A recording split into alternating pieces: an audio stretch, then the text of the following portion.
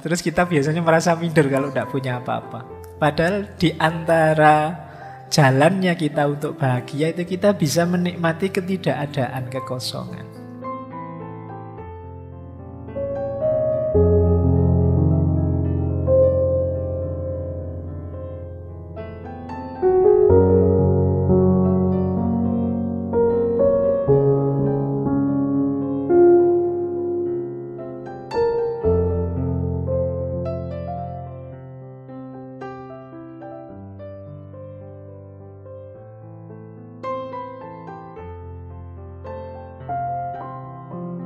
Seperti apa sih orang hidup minimalis itu? Dasarnya apa?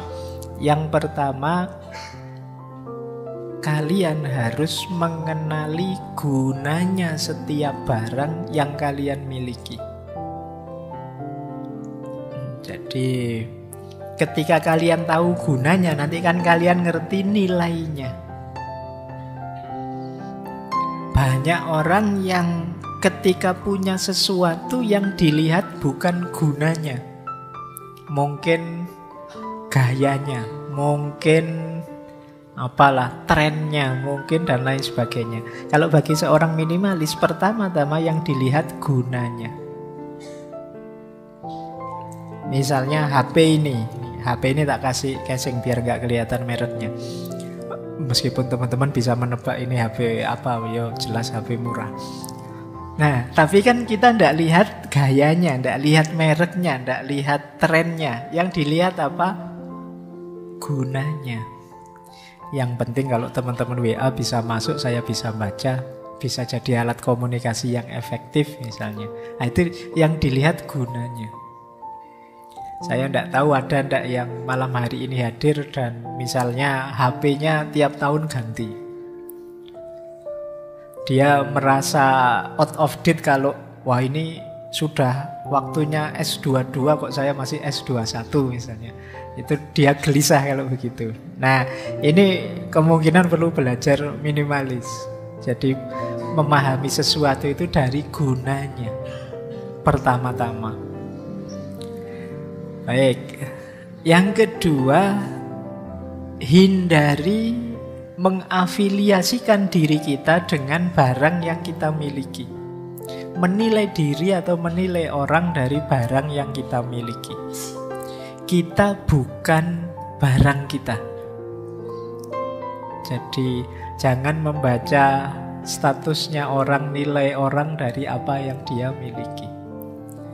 Wah, HP-nya terbaru ya, ini yang iPhone yang terbaru ini. Wah, ini yang Galaxy Z yang Fold ini paling mahal ini. Ini HP sekecil ini harganya satu motor misalnya. Terus kamu wah ini perlu dihargai orang ini. Enggak, engkau bukan barang yang engkau pakai. Wah, motornya misalnya itu. Enggak, jangan menilai orang atau apalagi menilai dirimu dari barangnya. Banyak orang-orang besar itu yang sederhana sekali gaya hidupnya. Jadi itu rumus kedua, jangan menilai dari barang. Wah, bajunya branded terus ya misalnya. Nah, itu menilai dari barangnya. Yang ketiga, ini prinsip selanjutnya, ini nyambung dengan yang keempat. Sedikit barang itu sama dengan sedikit stres. Sedikit barang membuat kita lebih merdeka. Tadi saya bilang, semakin banyak kita punya sesuatu kan semakin repot. Kemarin motornya motor lama pitung tahun 70-an misalnya. Itu kamu parkir di depan kamar kos-kosanmu semalam, tidak dikunci, kamu santai, tidak khawatir, tidak stres. Malingnya juga wegah, apa barang kayak gitu. Tidak imbang dengan resikonya. Tapi kalau motormu yang terbaru, yang fresh, yang mahal, oh, kamu kepikiran terus. Waduh, ini motorku di luar jangan-jangan ada yang nyenggol, jangan-jangan ada yang itu. Kalau kamu naikinnya kan juga agak hati-hati, jangan sampai kegores apapun.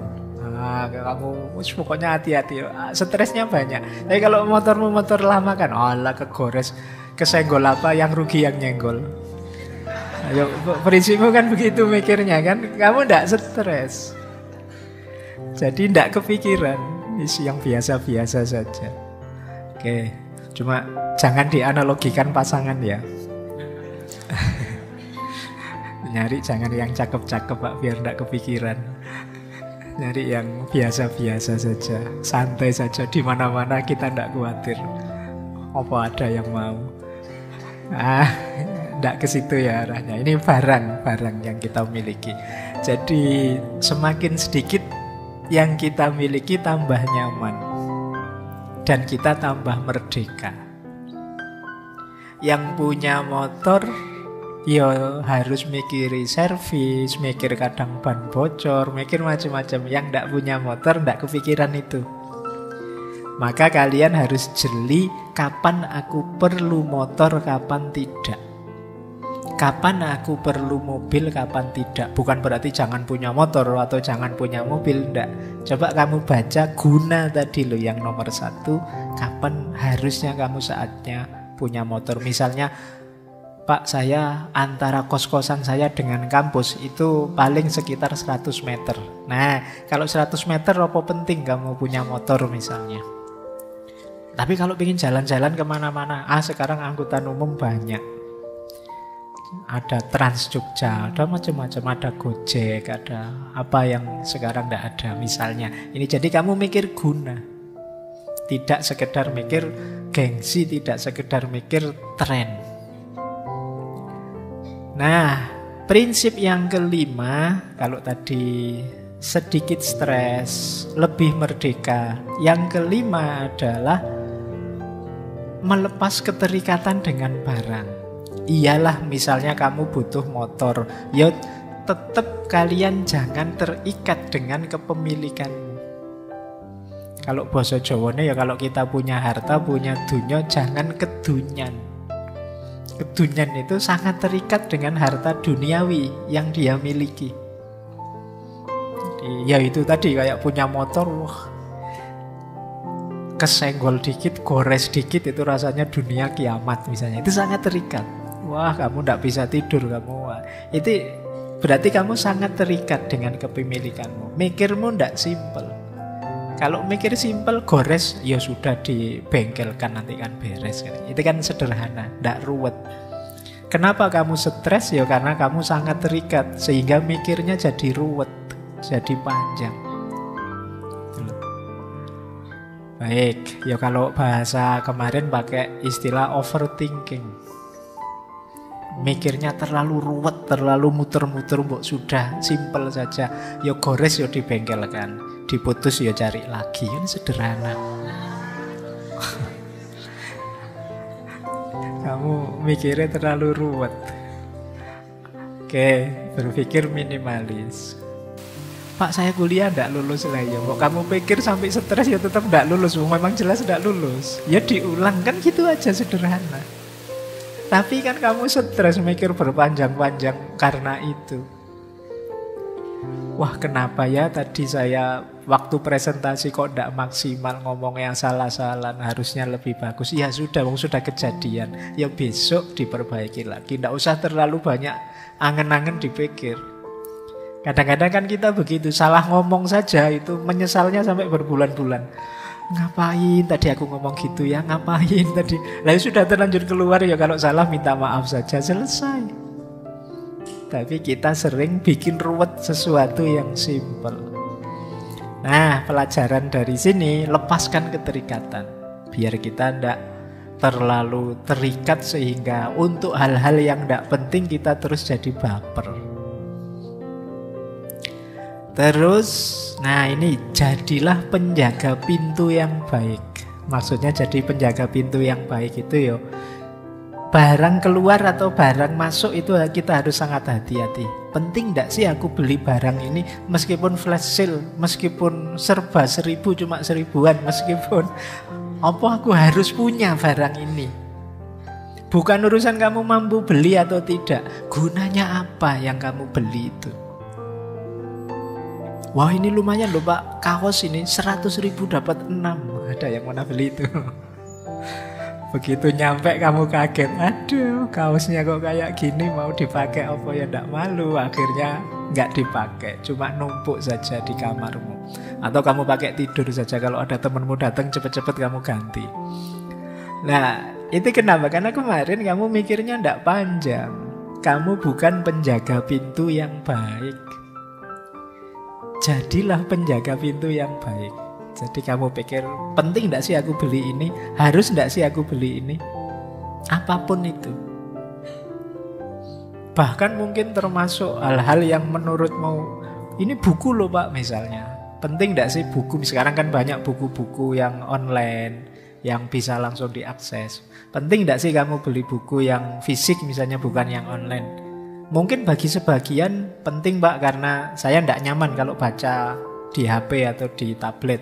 Saya nyamannya ya ada fisiknya. Sementara bagi yang lain, oh enggak Pak, saya nyamannya ya online saja. Kamar saya sudah enggak cukup diisi banyak barang, repot saya ya sudah. Nah ini kalian mikir gunanya. Maka kalian menjaga pintu itu ya filternya gunanya tadi. Enggak mentang-mentang ada yang baru. Kemudian nikmati ruang. Nikmati ruang itu kalian bisa bahagia kalau mampu menikmati ketiadaan, kekosongan, ketidakpunyaan. Jadi dalam hidup kita itu kalau kalian maunya isi terus justru sulit bahagia. Justru kalian harus latihan bahagia dengan tidak. Nikmati ruang. Tak kasih contoh ya, ada cerita masyhur sekali, banyak orang menganggap ini ceritanya Nasruddin Hoja. Jadi satu ketika ada tetangganya datang. Tetangganya ini sumpek, stres, hidup ini rasanya kok masalah banyak sekali. Datang ke Nasruddin. Dia tanya, wahai mullah, ada ndak nasihat buat saya biar hidup saya ini nyaman, lega itu. Kata Nasruddin, gini saja, kamu beli ayam 5, terus kamu pelihara di dalam rumah. Wah, beli dia ayam 5 dipelihara di dalam rumah. Tambah sumpek dia, ya gimana gak sumpek kalau di rumah kemana-mana ketemu ayam belum kotorannya. Datang lagi ke Nasruddin, gimana nasihat sampean? Saya tambah sumpek ini. Oh, kalau sampean masih sumpek, beliau kambing 2 saja, nanti pelihara di dalam rumah lagi. Karena yang ngomong mulahnya ya sudah, mungkin kemarin memang belum, masih proses. Beli dia kambing 2 di dalam rumah. Ayo tambah stres lagi dia. Oh ya ketambahan kambing apalagi. Tambah jungkir balik dia.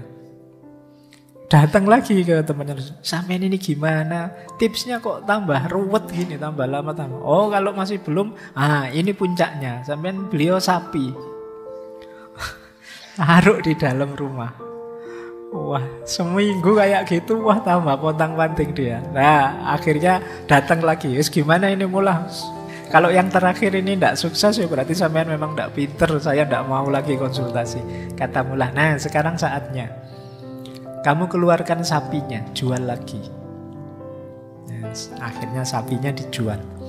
Begitu sapinya dijual, dia merasa alhamdulillah agak lega sedikit. Karena sapinya sudah keluar. Datang ke mullah, lumayan mullah sudah agak lega sekarang. Bagus, tapi masih belum, masih sumpek. Oke, kalau masih sumpek, kambing yang 2 tadi kamu jual lagi. Kambingnya dijual, sekarang tinggal ayamnya. Tambah lega lagi dia. Nah terakhir ngadep mullah. Nah yang terakhir kalau kamu masih belum lega juga, ayamnya kamu ambil, kamu jual. Begitu ayamnya dijual, sekarang rumahnya longgar lagi, tidak ada lagi binatang di rumah. Seneng dia, bahagia. Alhamdulillah, nyaman sekarang hidup. Nah ini dia belajar apa? Menikmati ruang. Padahal sebelumnya kan sudah begitu. Sudah tidak ada apa-apa, tapi dia tidak bahagia. Kenapa? Dia tidak mampu menikmati ruang. Sebagian besar kita menganggap bahwa wah rumah saya ini belum ada apa-apanya loh. Mebelnya mebel kuno, terus kita biasanya merasa minder kalau tidak punya apa-apa. Padahal di antara jalannya kita untuk bahagia itu kita bisa menikmati ketidakadaan, kekosongan. Jadi justru tidak punya itu ringan. Kayak tadi, tidak punya itu bebas stres, kita merdeka. Jadi ayo mampu menikmati ruang. Kemudian selain menikmati ruang, ada prinsip menyukai tidak harus memiliki. Nah, ini kamu sering pakai ya. Iya.